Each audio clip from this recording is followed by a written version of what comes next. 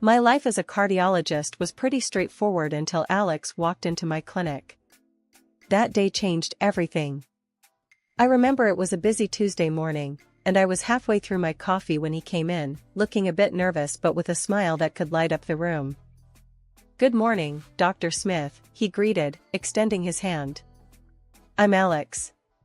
Here for the 10 a.m. appointment." I shook his hand, noting the firm grip. "Nice to meet you, Alex. Please, have a seat. What brings you in today?" He laughed, a bit awkwardly, and said, "Well, I've been getting these weird chest pains." "Probably nothing, but my buddy dared me to get it checked out," said I'm getting old. I couldn't help but smile. "Let's not jump to conclusions. We'll run some tests and see what's up. How old are you, if you don't mind me asking?" 32, he replied, with a grin. "But according to my friend, that's ancient." The consultation went smoothly. Alex was easy to talk to, and he had a way of making the mundane seem interesting. After the tests, I assured him there was nothing serious, just stress-related. He seemed relieved but lingered a bit longer than necessary.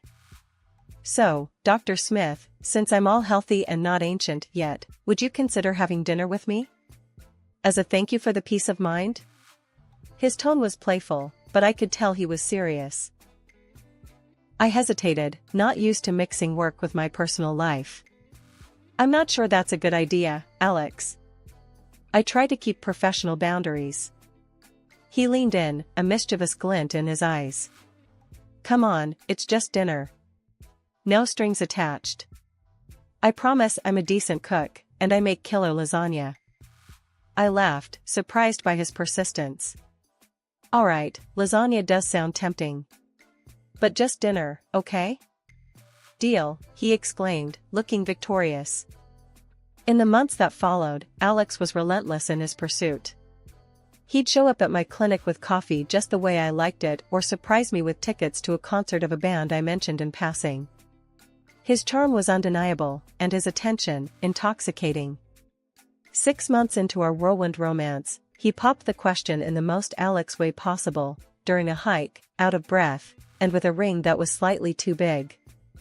"Erica, I'm probably going to regret this tomorrow when my muscles are screaming, but I can't wait any longer. Will you marry me?" he asked, panting and kneeling on one knee. I laughed, tears in my eyes, both from the joy and the absurdity of the moment. "Yes, Alex, I'll marry you. But only if you promise to carry me back down this trail." That was the beginning of our adventure together. Little did I know, the real challenge was just around the corner. Meeting his mother, Elizabeth, for the first time was when I realized our journey wouldn't be as smooth as I had hoped. She was the epitome of strict and domineering, with a love for her son that bordered on obsession. Our first meeting was over dinner at their family home. Elizabeth eyed me like a hawk, sizing me up as if I were an adversary rather than a potential family member. The tension was palpable, and Alex seemed to shrink a bit under his mother's gaze. "So, Erica, Alex tells me you're a cardiologist. That must be demanding," Elizabeth said, her tone polite but cold. "Yes, it is, but I love my job.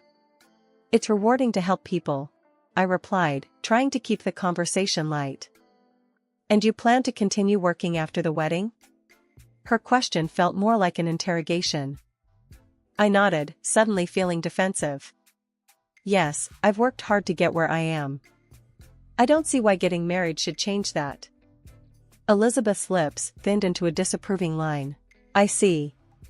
Well, I just hope you remember that your first duty is to your husband and future family, not your career." That night, Alex and I had a long talk.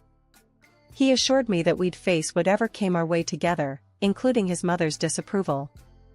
I wanted to believe him, but deep down, I knew this was just the beginning. Elizabeth wasn't the type to back down, and neither was I. After the wedding, Alex and I settled into our routine. Life was good, or so I thought, until Elizabeth, my mother-in-law, decided it was her divine mission to fix our lives.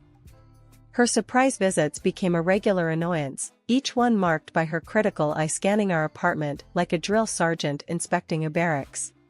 One Saturday, as Alex and I were enjoying a rare lazy morning, the doorbell rang. I glanced at the clock, 8 a.m., and groaned. Alex shot me a knowing look before heading to the door. Sure enough, Elizabeth barged in, her eyes immediately zeroing in on the unwashed dishes from last night's dinner. "Good morning, Elizabeth," I said, trying to keep my voice neutral. "To what do we owe the pleasure?" She sniffed, ignoring my question. "You know, Erica, a clean home is a happy home. It's not healthy to live in such disarray." Alex, ever the peacemaker, chimed in. "Mom, we were just about to clean up. Why don't you sit down, and I'll make you some coffee?" But Elizabeth was on a roll, her gaze now fixed on the living room. "And that couch. It's all wrong for the space. Have you considered moving it against the other wall? And those curtains. Dear, they do nothing for the room." I bit my tongue, counting to 10 in my head. Alex, sensing my growing irritation, tried to steer his mother towards the kitchen. "Mom, seriously, the coffee. Let's go." As they disappeared into the kitchen, I followed, not ready to let Elizabeth have free rein in my apartment. The criticism didn't stop at the decor. Next, she launched into our dietary habits when she noticed the takeout boxes in the trash. "Eating out again?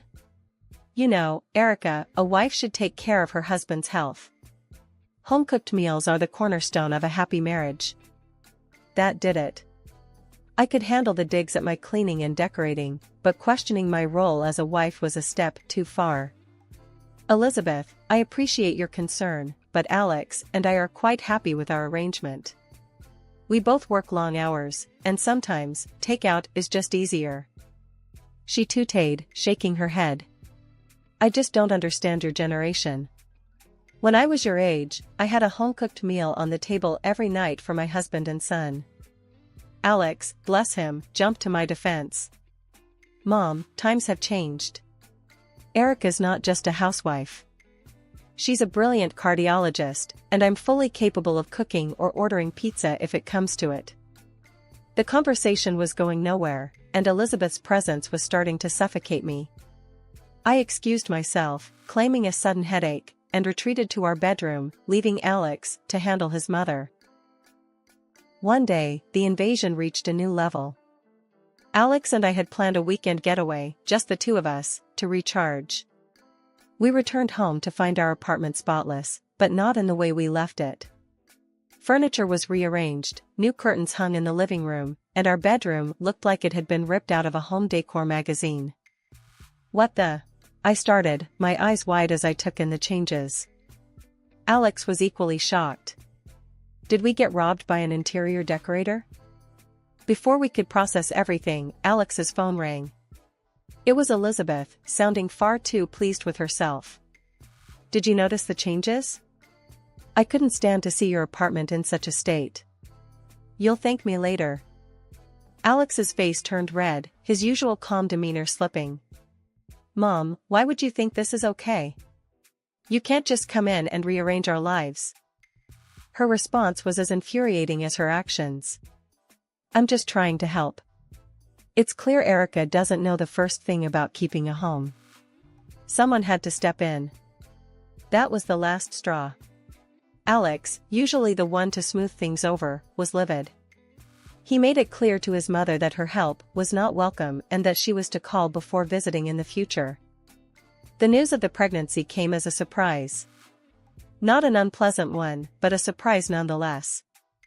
I remember staring at the test, my heart racing, until Alex found me in the bathroom, my face probably a picture of shock and awe. "What's up, babe? You look like you've seen a ghost," he said, leaning against the doorway with that easy smile of his. I handed him the test without a word, watching as his expression shifted from curiosity to outright joy. "Seriously? We're gonna have a baby?" he whooped, lifting me off the ground in a tight hug. "Yeah, seems like it," I managed, the reality of it all beginning to sink in. We decided to tell Elizabeth and Alex's dad, Robert, over dinner at their place. Predictably, Elizabeth's reaction was intense. A baby? Oh, my goodness, this is wonderful news. Finally, I'm going to be a grandmother. Her excitement was genuine, and for a moment, I saw a softer side to her. Robert was equally thrilled, beaming with pride. Congratulations, you too. This is fantastic news. But, of course, Elizabeth couldn't let the moment pass without slipping in her 2 cents. Erica, you'll have to be very careful now. Pregnancy isn't easy, and with your job. Well, I just hope you're planning to take it easy. I bristled at the comment, ready to defend my ability to work and be pregnant, but Alex squeezed my hand under the table, a silent plea to let it go for the night. The pregnancy wasn't easy, as Elizabeth had so eagerly predicted. My peanut allergy, always a nuisance, became a constant threat, requiring me to be extra vigilant. Elizabeth, ever the helpful in-law, had plenty to say about that too. During one particularly difficult week, when I was feeling run down and tired from juggling work and pregnancy, Elizabeth dropped by unannounced, as was her habit. Erica, you look exhausted. Are you sure you should still be working? A woman in your condition needs to rest, she clucked, eyeing me like I was a fragile piece of china. I sighed, not in the mood for a lecture. Elizabeth, I'm fine. My doctor says it's okay to work, and I need to stay active. But your allergies, dear. It's just not safe. What if something happens? You're not just responsible for yourself now, she pressed, her tone a mix of concern and criticism. Alex came to my rescue, walking into the room with perfect timing. Mom, Erica's a doctor. She knows what she's doing. Let's not stress her out more, okay? Elizabeth huffed, clearly not convinced, but dropped the subject. Her concern was touching, in a way, but suffocating. I was a cardiologist, for crying out loud. I knew how to take care of myself and my baby. When we found out we were having a girl, Elizabeth's excitement reached new heights. A granddaughter. Oh, Alex, we must start planning the baby shower immediately. And the nursery. Erica, have you thought about the nursery? After Emily was born, I took a year off to be with her, which was amazing, but also isolating. I missed my work, my colleagues, and the part of me that thrived on helping others. So, I decided it was time to go back, at least part-time, which meant we needed a nanny. The plan seemed simple enough until Elizabeth caught wind of it. She showed up unannounced, as was her way, her face stormy the moment I opened the door. A nanny? Really, Erica? You're going to let a stranger raise our Emily? She practically spat the words out, her disdain for the idea palpable. I sighed, bracing myself for the inevitable confrontation. Elizabeth, it's not like that. I'm going back to work part-time. We need someone to watch Emily, Anne. And what? I'm not good enough to watch my own granddaughter. She cut in, her voice rising with each word. It wasn't that she wasn't good enough, it was just that. Well, Elizabeth and I had our differences, and the thought of dealing with her criticisms on a daily basis made my stomach turn. But she was family, and deep down, I hoped this might bridge the gap between us. Look, if you want to help, that would be great. But we're going to do this my way. I can't have you undermining me at every turn, I said, trying to sound more confident than I felt. Elizabeth's eyes narrowed, but after a moment, she nodded. Fine. But I expect to be paid like any other nanny. That should have been my first red flag. Paying Elizabeth felt weird, but if it kept the peace, I was willing to try it. However, peace was the last thing it brought. Every day, I'd come home to a litany of complaints. You're out of laundry detergent again, or, I had to throw out that stale bread. Don't you ever clean out your pantry? It was relentless. Alex tried to mediate, bless him, but it was like trying to stop a hurricane with a fence. One day, I'd had enough. I walked in to find Elizabeth berating me for the tasteless dinner I'd prepared for Alex the night before. You can't feed a child, let alone a grown man, with this slop. That was it. I snapped. Elizabeth, I'm done. I appreciate your help, but this isn't working. You need to stop coming over. Her face went from angry to furious.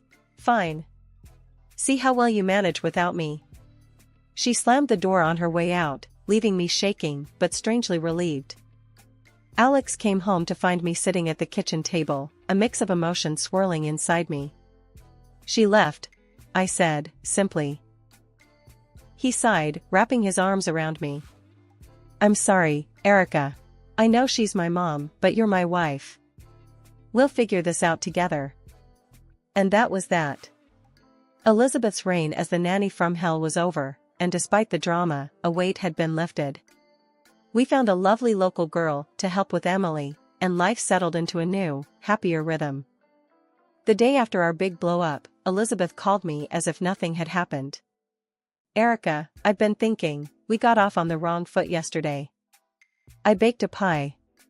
Thought I'd come over, maybe we can start fresh? I was on edge, still reeling from our last encounter. The last thing I wanted was to see her, but the constant fighting was draining. Maybe this pie was her olive branch. All right, Elizabeth. Let's try this again. I sighed, hoping for the best, but expecting the worst. She showed up 2 hours later, pie in hand, smiling as if we were old friends. Here, I made your favorite. Let's put all that unpleasantness behind us, shall we? I forced a smile, taking the pie. Thanks, Elizabeth. That's very kind of you.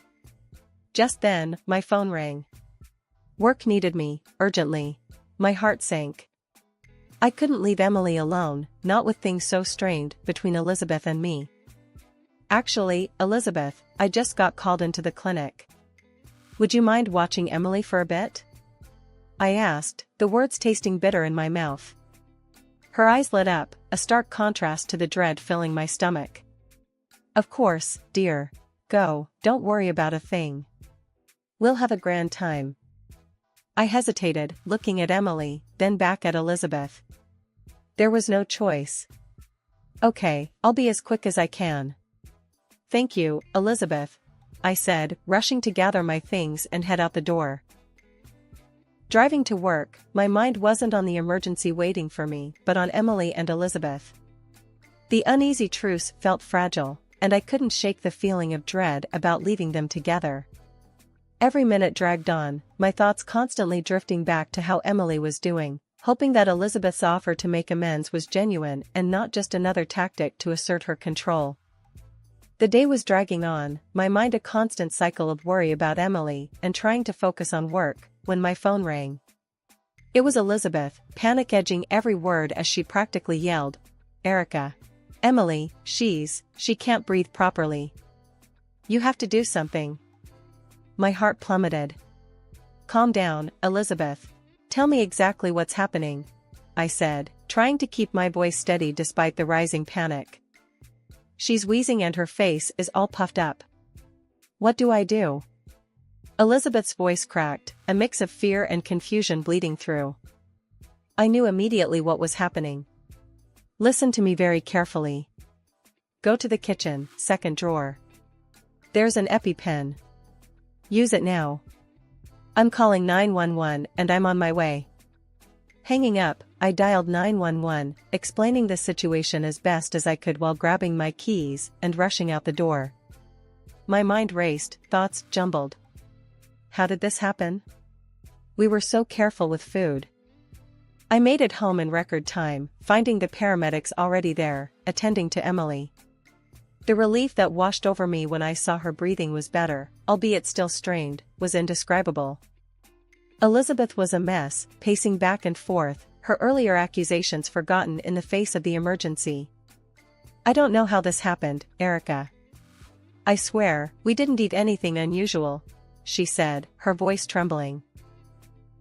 I didn't have time to respond, my focus solely on Emily as the paramedics worked. They decided to take her to the clinic for further observation, not wanting to take any chances. I nodded, understanding and grateful for their thoroughness.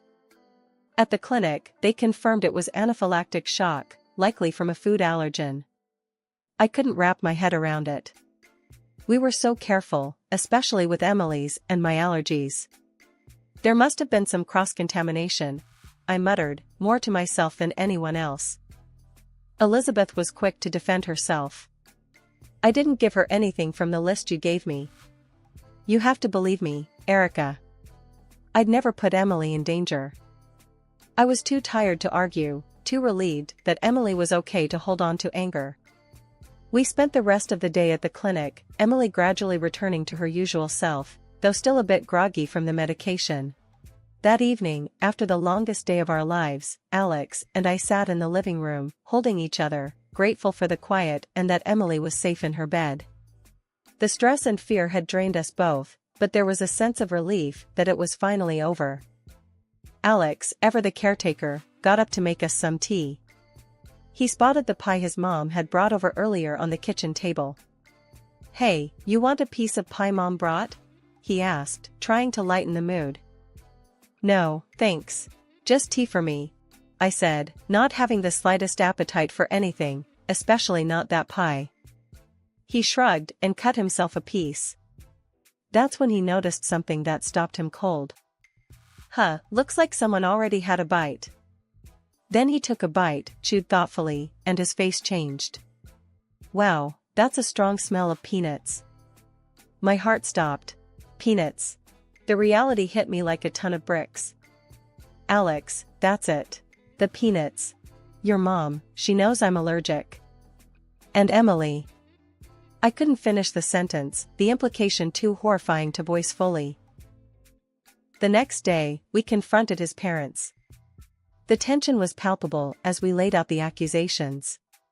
Alex, usually so calm, was shaking with anger. "Mom, did you put peanuts in that pie? You know Erica and Emily are allergic. What were you thinking?" His mother's face was a mask, but her eyes, there was something in them that chilled me. I just wanted to make a pie. I didn't think. But Alex wasn't having any of it. Didn't think? Or didn't care? "You could have killed our daughter." That's when his dad stepped in, his voice thunderous. "Is this true? You endangered your granddaughter? I can't believe this. I'm calling the police." And he did, right there and then.